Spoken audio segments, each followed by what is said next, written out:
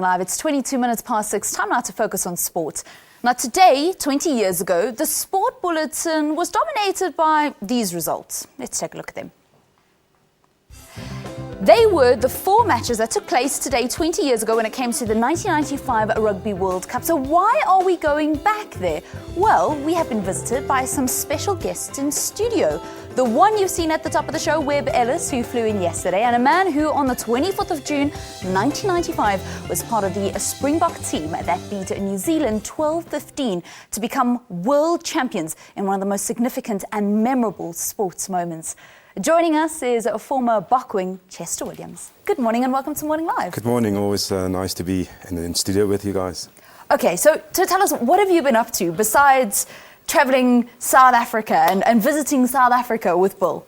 Well, I mean, apart from travelling, I'm obviously being a director of a petroleum company called Forward Africa Petroleum, and that keeps me busy. And then also my Chester Williams Foundation, that I'm running around making sure that we're looking after our young kids in the townships. So tell me a little bit more about this foundation. You guys, are we going to get a couple more Chester Williams coming out? Have we had more Chester Williams coming out courtesy of your foundation? Hopefully there will be more Chester Williams coming out of the township, because I'm looking after sport, education, leadership and health. And that's what I'm doing, housing as well. There's even a township called after me, Chester Williams Township in Paarl, where I grew up. Oh, wow. Okay. And then you're also a director of a petroleum company? Yes, that's right.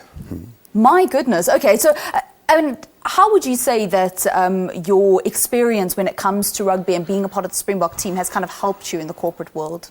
I think it's about discipline. That's probably the most important aspect of the rugby that gave me for my business, and respect for other people. You know, when you sit down in a meeting and talk to people, understand them, and try to figure out how can we make business grow for the business itself.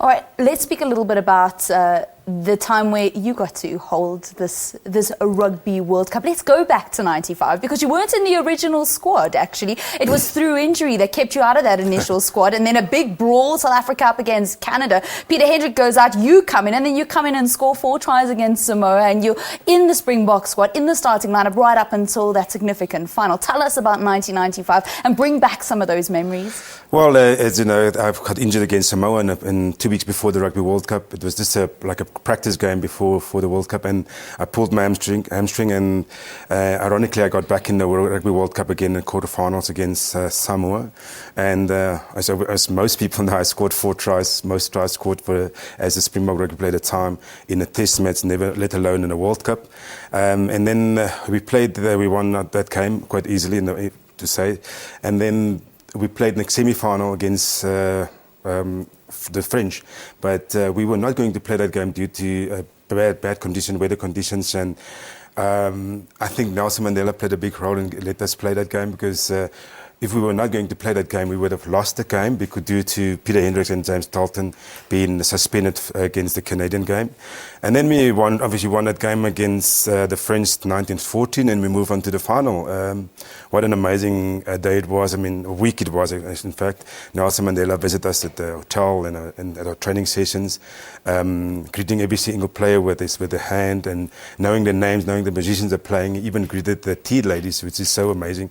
Wow. And you know, on the day of the game, the players went for a walk, or we went for a walk. You could see how nervous they were, but they were focused.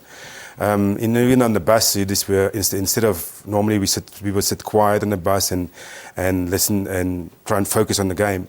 We decided that on this day we're going to play music on the bus, and we played a song called "I Don't Believe in If Anymore," sung by Roger Whittaker. And that motivated us a lot. And when we got to the stadium, we were received by such a massive crowd of supporters, and that's probably when we knew that there's something special going to happen for us as South Africans. We're rolling some overlay now, and you were leading a song there. about Drie Bobbiana with the team, and you were singing, I think it was after you guys had actually won. I mean, tell us about that time, because in your book you speak of something that the public weren't aware of. You know, for the public, when we look back now, we remember it as a hugely unifying moment in South Africa, whereas perhaps, you know, the untold story is what you experienced and some things that you shared in your book. Well, yes, you know, there's so many things happened, and the one thing that I can say, you know, when I got into the Springbok team, and it was just, our slogan was one team, one nation, and that's what we strive to be as a team every time we go to training sessions, wherever we go to functions.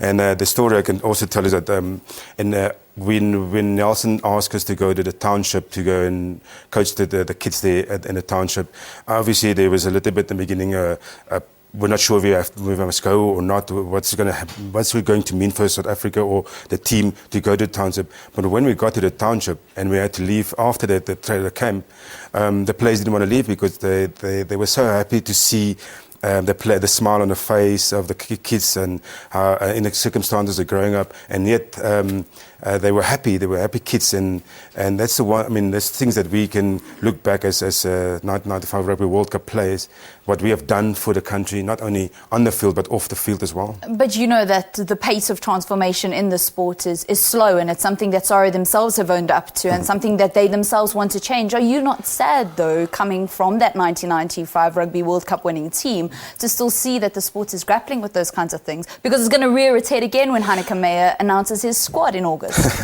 Well, it's sad that it happens so slow, but this is South Africa. Things will happen in its time, and let's hope things will happen the way we want it to happen. And again, you know, you can't just change a team to 90% black and then there's 10% white people and still lose the game. We have to do it gradually and make sure that we still win. And yes, and transformation is very important for South Africa. Are the Boks going to win this year? I do believe they will be very competitive in the Rugby World Cup. There's 4 teams that I think can win the Rugby World Cup, and one of them is South Africa, New Zealand, England, and obviously France. All right, you're being very politically correct. Chester Williams, it's been an honour to chat to you. Thank you so much for coming into the Morning Live studio along with the Webb Ellis Cup. Yes, I'm just glad that Emirates Airlines can showcase the trophy as fast as South Africans. Lovely stuff. Thank you so much. Now, Emirates as well as Morning Live are giving one